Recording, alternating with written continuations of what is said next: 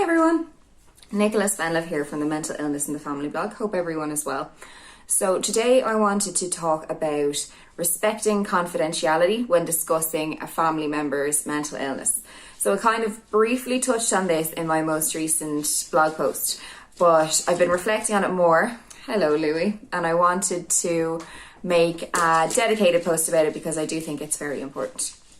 So it is important to say first of all that my brother is very aware that I make this blog. When I was offered the position, I first consulted with him and asked would he be comfortable with me discussing an anonymised version of his story without using his name. And we agreed on the parts of his story that he was comfortable with me writing about and the parts that he wasn't. If my brother had said that he wasn't comfortable with me discussing his diagnosis on the internet, even if I didn't use his name, I wouldn't have done this blog. It's really important to adopt that principle in all discussions that we have. I don't discuss certain aspects of my brother's mental illness with certain friends. There are particular people that he's comfortable with me talking to, and particular people that he's asked me not to speak about his diagnosis with, which I totally respect.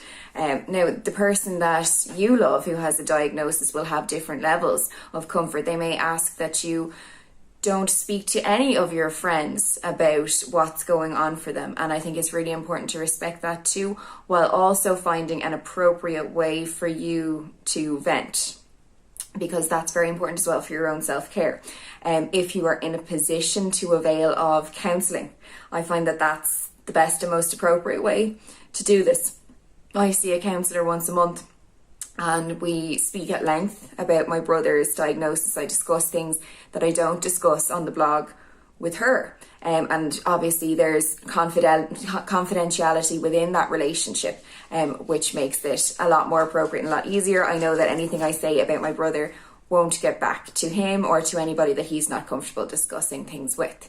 So that's how I deal with it. It's a tricky balance to strike because it's important for your own self-care to talk about your experience of supporting somebody with mental illness, but at the same time paramount is respecting that person's right to confidentiality and their right to having their medical records protected, because that's essentially what it is. It's a very personal piece of their medical records. Now obviously there are certain situations where you have to disclose things about the person that you support. Let's say if they themselves are at risk, or if somebody else is at risk because of a part of their mental illness, it's very important to go to the appropriate supports and disclose that.